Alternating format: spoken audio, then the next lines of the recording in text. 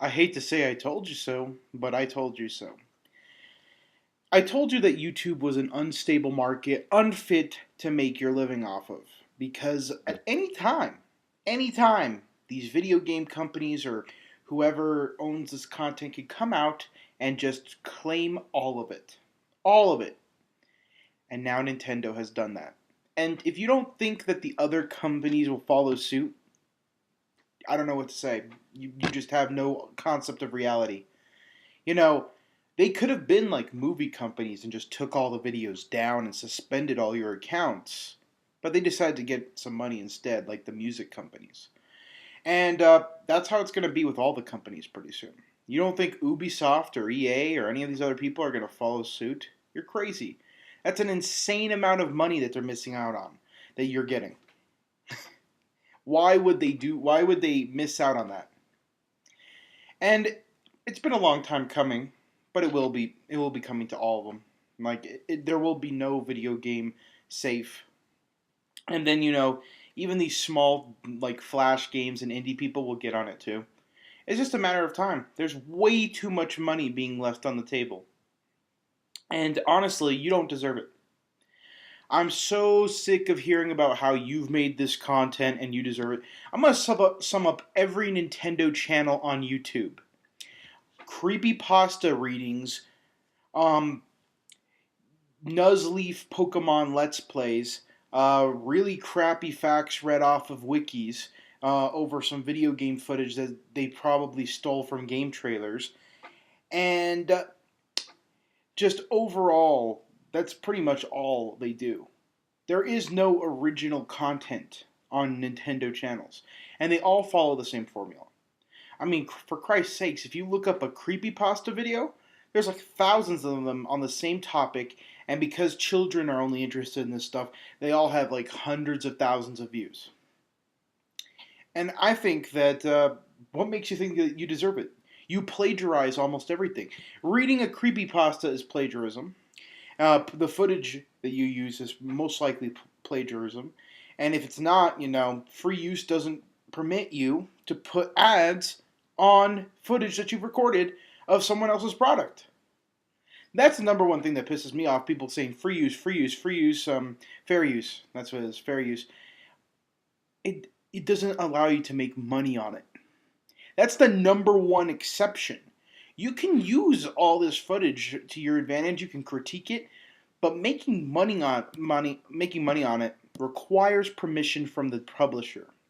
I've gotten permission from the publisher for many video games that I've put, ad revenue on. All it takes is an email. Really, that's all it takes. But, a lot of these people aren't actually in the industry. They're just people on YouTube who got a contract with Machinima and thought that that was the end of it.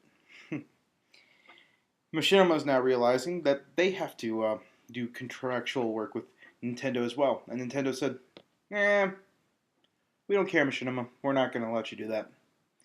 And that's what's going to happen with all these companies. There's just way too much money.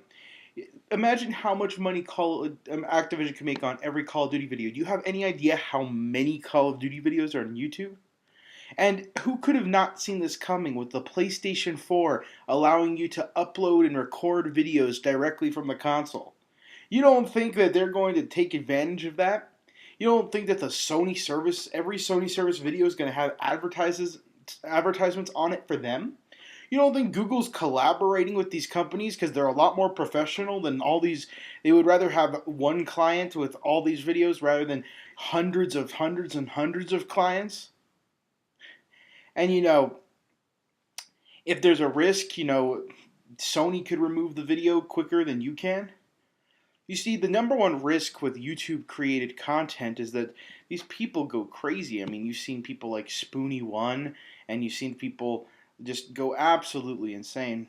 And I mean, and the arrogance of these YouTube creators, they think that their content is so good.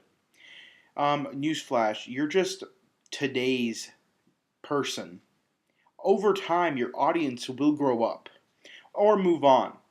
Audiences are not permanent, especially since you do the same thing over and over and over again.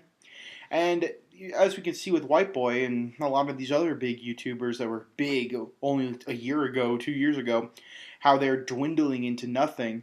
Dwindling. They used to get 1 million views on each video. Now they're lucky if they get 200,000. That's because YouTube audiences aren't permanent. And over time, they will dwindle away because it's not a secure market. And most of these 13 to 15-year-olds are going to get bored of what you're doing, or they'll find someone else that they find more entertaining. That's just how it is. If you can't make your content age with your audience, you're done. Like the only big YouTuber that's still around that does YouTube that didn't completely try to find a way out of it is SXE Phil. Like that's it. And Rooster Teeth. Like those are the only two old guys that have actually been able to make this a profitable industry. And both of them have other ways of income as well, such as Rev3, and Rooster Teeth sells all their DVDs and has their exclusive content on their website. There's a reason for that. There's a reason for that because YouTube's not permanent. YouTube is not a stable way of income. And at any time, Google could close YouTube because they're not making any money on it. But now partnering with these huge game developers will probably make them a lot of money. And a lot of these big YouTubers will probably stop doing the videos, which means that it'll fall out of the trend and go back to a niche market, which will probably be the best thing for the video game community here on YouTube. So I applaud Nintendo, and I hope all the companies follow suit, so I could just see all these people who have just tried to take advantage of their audiences and tell them, "Ooh, don't put ad block." And that's another thing. That's a whole nother topic. Ad block. People who think that ad block is evil and all this stuff. It's the future. People are getting intelligent. The majority of people, Internet Explorer is no longer 90% of browser users now.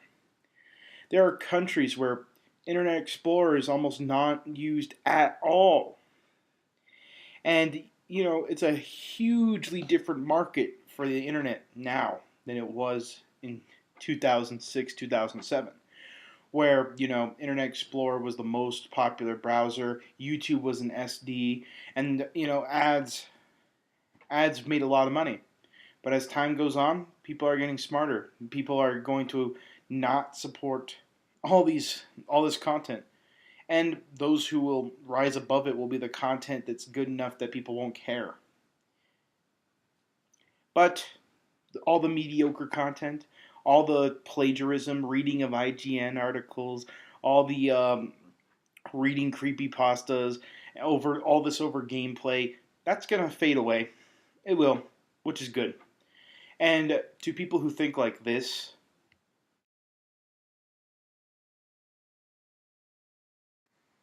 it's obvious that you need to get your priorities straight. YouTube is not the future of entertainment. People have been saying that since 2006, 2007.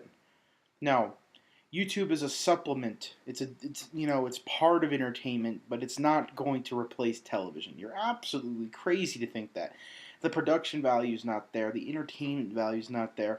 And even the highly directed, highly funded stuff like, the Dragon Age stuff and the Alan Wake stuff, it's not there because it's not profitable, number one. Number two, the attention span of the audience is not there. Most people don't want to sit through a 30-minute thing on YouTube. And, the media format, it is, the player here on YouTube is absolutely broken. And I can't tell you the amount of times that I've had to refresh the page just to reload the part that I was at because Flash Player decided to take a shit on me. That's another thing too. Ads don't work in HTML. What is YouTube going to do when HTML5 is the standard? Uh-oh. So yeah, give up your hopes that YouTube is this next TV thing, because in a year or two, a lot of these people are not going to be popular. The face of YouTube will be completely different.